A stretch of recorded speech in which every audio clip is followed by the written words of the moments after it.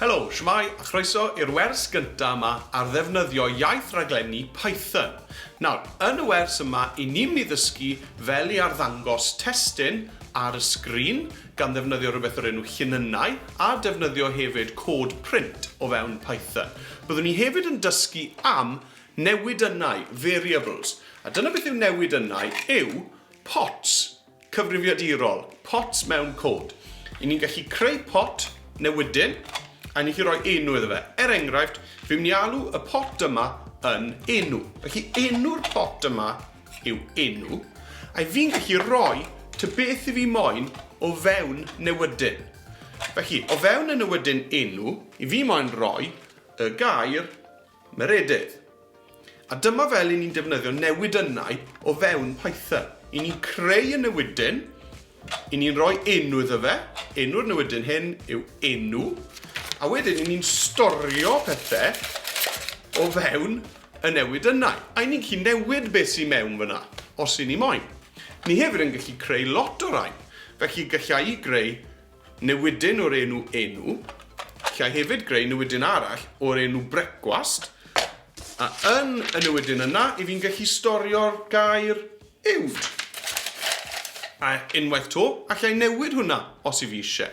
Felly nawr, mae gen i ddau newidyn, dau pot gwahanol. Un o'r enw enw a un arall o'r enw brecwast. A ni chi defnyddio'r newidynau yma a'r pethau ni'n rhoi o fewn nhw mwyn adeiladu cod ac arddangos pethau ar y sgrin. Yn gyntaf, i ni yn mynd i ddefnyddio gwefan Replit mwyn gweithio gyda Python. Mae'r wers yma yn mynd i fod yn hawdd iawn, felly joiwch ac ymunwch mewn gyda fi.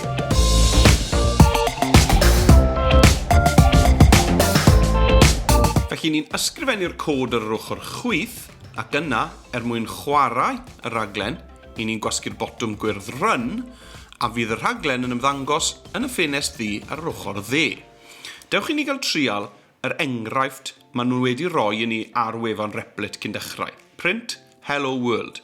Yn clicio ar run, a dyma ni, mae'r geiriau Hello World yn ymddangos yn y rhaglen. Nawr, dewch i ni newid y cyfarchiad na i'r un Cymraeg Henffych well. Yn hytrach na dileu hwn y dechrau o'r dechrau, beth am i ni gael newid y cod? Edrychwch ar yr ochr dde fan hyn. Dyw'r collnod yma ar y dechrau o'r diwedd ddim yn ymddangos. Felly mae reina yn rhan pwysig o'r cod. Os ych chi moyn i testyn i ymddangos, os ych chi moyn i text ysgrifen i ymddangos yn y raglen, mae angen eich bod chi yn defnyddio collnodau mwyn dangos mai testyn yw hwn. Felly, o fewn y collnodau yna, i fi yn mynd i deipio Henffych well gyda'r bychnod. A nawr os fi'n rhedeg y raglen, i ni cael y cyfarchiad Cymraeg. Dewch i ni gael rhoi enw mewn newidyn. I fi'n symud lawr llinell yn y cod gan ddefnyddio'r botwm return ar y bysellfwrdd. Nawr, i fi'n mynd i ysgrifennu enw'r newidyn. A yr enw i'r newidyn yma fydd enw. Nawr, i fi'n defnyddio yr arwydd yn hafal i, a nawr dwi'n mynd i deipio fy enw mewn dyfynodau. Os na redeg y raglen yma nawr, fe sylwch chi bod fy enw i meredydd ddim wedi ymddangos yn y rhaglen.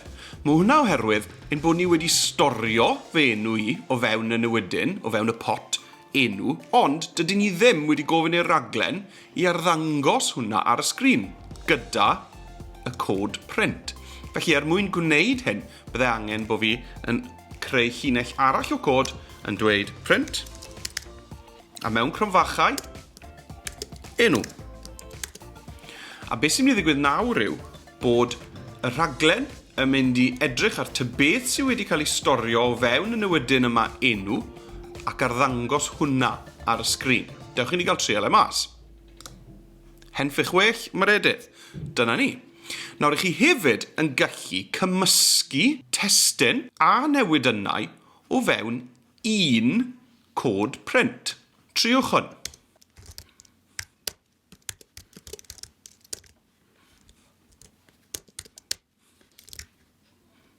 Cyn redeg y cod, dewch ni gael edrych ar hwnna. Print, ac yna mewn cromfachau, mae'r testyn bore da gyda ni o fewn y dyfynodau. Yna, dwi wedi defnyddio'r arwydd plus adio. mwyn ychwanegu hefyd y newydyn enw. Nawr sylwch chi bod dim dyfynodau o amgylch hwn.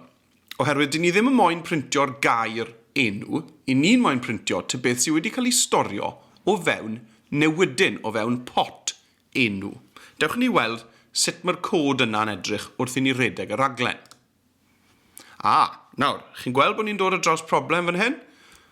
Mae wedi printio bore da myredydd, ond does dim bwlch rhwng yr da a'r myredydd. Felly beth ni'n dysgu wrth hwnna yw bod Python yn anwybyddu bylchau mewn cod. Oni bai eich bod chi'n rhoi'r bylchau yna o fewn dyfyniad. Felly, mwyn cael y bwlch yna rhwng da ac fy enw i, mae angen i ni roi y bwlch o fewn y llinyn yma sydd wedi cael ei ddyfynnu yn y cod. Bore da, bwlch. Dewch i ni gael trial hwnna. Gret, ond beth am yr atal nodi? Mae'r Henffych well yn edrych yn daclus iawn gyda'r bychnod na ar y diwedd, ble mae'r bore da myredydd yma heb ei atal nodi. Wel, fel falle chi wedi dyfalu, fe allwn ni, draw fan hyn, ychwanegu rhagor o fewn y cronfachau yma, gan ddefnyddio y plus, ac yn syml iawn, allai roi'r bychnod na i fi moyn mewn dyfynodau fyna. Dewch i ni gael gweld y cod nawr.